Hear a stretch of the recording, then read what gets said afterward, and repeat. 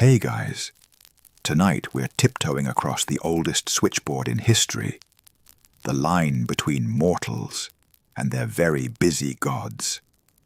Not the polite greeting card kind.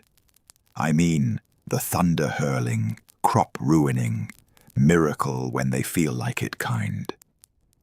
Before we start, tap like and subscribe only if you actually enjoy this strange corner of the internet. Drop a comment with where you're listening from and the weirdest prayer you've ever made to your coffee machine. Now, dim the lights. Set a fan to low for that sweet celestial white noise. Get comfortable and tuck in your toes so no ancient omen bites them. Have you ever wondered what it felt like when the gods answered? Trumpets, earthquakes, discount coupons for good behavior. And what would happen if, one ordinary morning, they just stopped? Would priests improvise like stand-up comedians? Would omens go on strike? Could you still win a war if your favorite deity left your messages unread? Congratulations! You wake up in the first light over the two rivers, and the sky has gone to voicemail. You sit up on a reed mat to the sound of doves and distant oxen. The air smells like clay and wet grain. In a courtyard shrine, incense curls toward a turquoise dawn. A priest traces signs on wet clay tablets, waiting for the first tremor of divine approval. Nothing. The sacrificial goat blinks like an intern who missed the memo. Someone suggests checking the river omens. Floating oil, shining fish, one lucky turtle. You join a hushed semicircle while a boy pours oil into a bowl of water. On normal days, the oil flowers outward if a god says yes, curls in on itself for no, and does something beautifully ambiguous if the god wants you to suffer.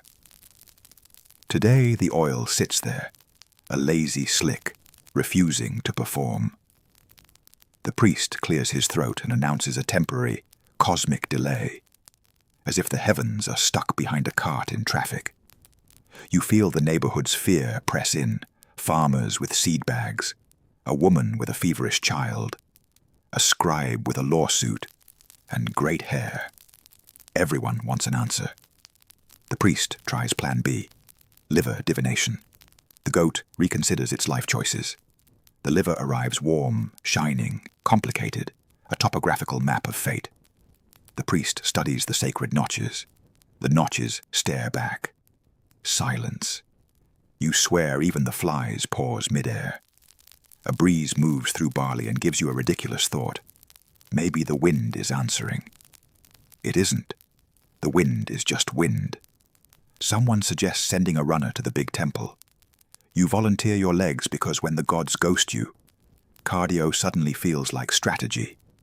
By noon, your sandals crunch across Egyptian gravel toward a temple whose name is longer than your attention span. Sunlight slams down like a tax. Colossal pylons rise ahead, painted with victories the king definitely exaggerated. Inside, cool shade, blue ceilings with stars, and the smell of resinous incense. You expect that electric hum temples always have whispering priests, murmured spells, a drum beat like a heartbeat. Instead, you hear your own sandals scuff. A lector priest unrolls a papyrus and chants into the silence like a voicemail greeting. "O great God, opener of doors." The doors refuse to open. A statue of the falcon-headed lord gleams with gold leaf. Its eyes, usually alive somehow, look like polished stones. The high priest signals a backup plan. Processional bark, sacred sistrums, a measured sway to shake the universe awake. The musicians begin. The sound is beautiful, bright, insistent. Nothing answers. A junior priest whispers that maybe the offerings need more honey cakes. Another suggests the king himself must appear. A third recommends trying a different god, like switching customer support departments. You step forward and ask the stupidest smart question. What if they can't hear us? Everyone freezes, then immediately pretends they didn't hear you. Hieroglyphs on the walls brag about eternal order. Your neck prickles at the thought that order, too, needs maintenance. When a ray of sun finally slides across the sanctuary floor, the room inhales. You brace for a sign, glittering dust, a rattle, a breeze. The ray crosses the idol's face and keeps going, uninterested. The high priest smiles the smile of a man quietly panicking and announces a pilgrimage to another oracle. You go with them because apparently today is Bring Your Doubt to Work Day. By late afternoon, you climb the stone path toward a Greek sanctuary, tucked into a mountain like a secret. Pines whisper. Cicadas practice percussion. You pass treasuries stuffed with thank you gifts from grateful cities that may or may not still exist. At the temple, pilgrims line up with laurel wreaths and questions. A priestess, the Pythia, takes her seat over the sacred chasm, eyes half closed, voice ready to tangle verbs into prophecies that mean everything and nothing. The room waits. Smoke rises from a brazier and paints the air with sweet bite. She breathes in. You lean forward. She speaks. That's it. A dash. An eloquent dash. The attendant priests try to help. Perhaps the god wishes for brevity? They offer multiple-choice prophecies like a game show. The crowd is not amused. A Spartan squints, hoping for war instructions.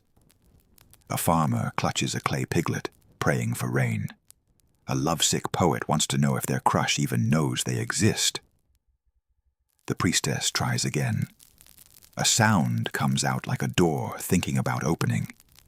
Then it doesn't. The chief priest pivots into philosophy. Mortals must learn to answer themselves, he declares, which is exactly the kind of thing you say when your hotline is down.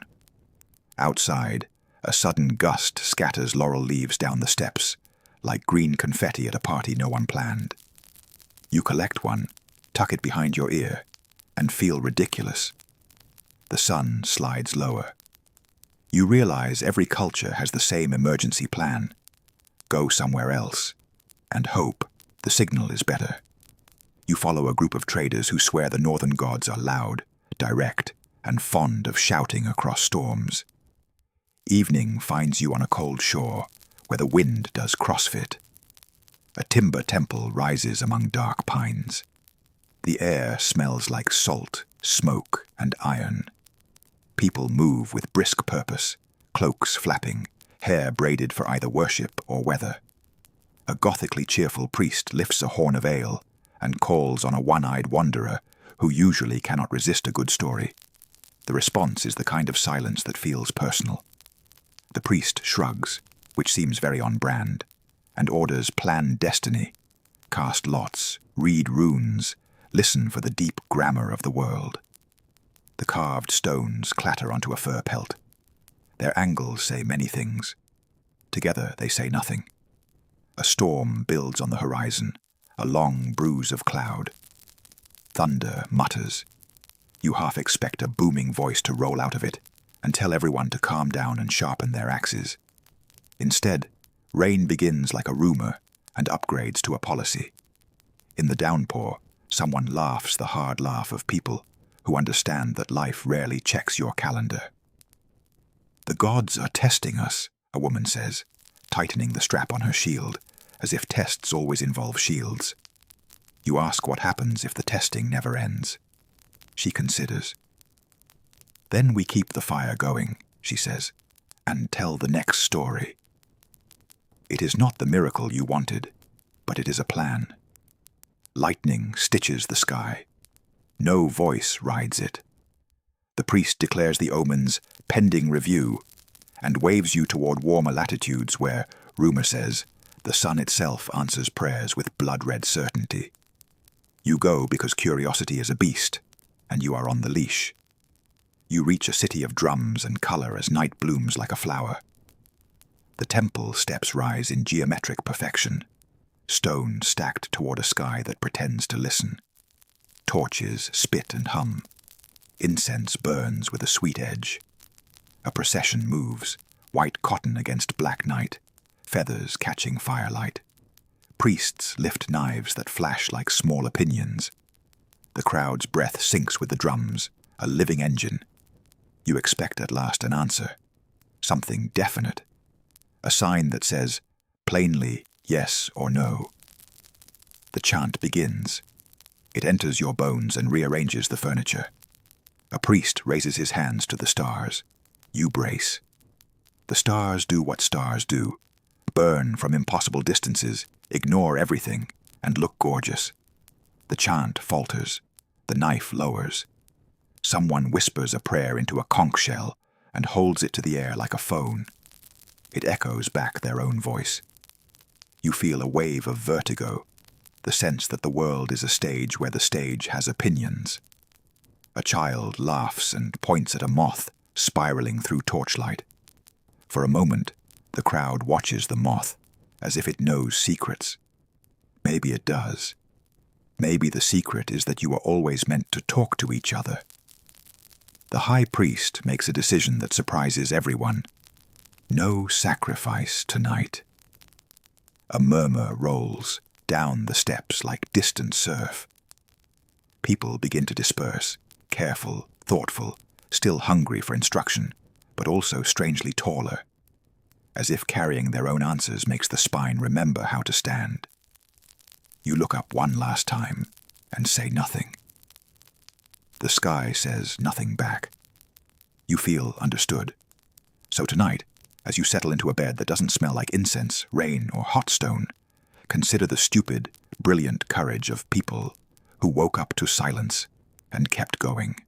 Farmers planted, sailors rowed, scribes wrote, priests improvised, whole cities learned the art of listening to one another when the heavens went quiet. Maybe that's the point. Maybe the gods never stopped. Maybe they downsized to whispers and outsourced the rest to us. Dim the lights a little more. Let the white noise fill the room. History is a long voicemail. You don't have to replay it tonight. Close your eyes. If an answer comes, it will sound a lot like your own breath.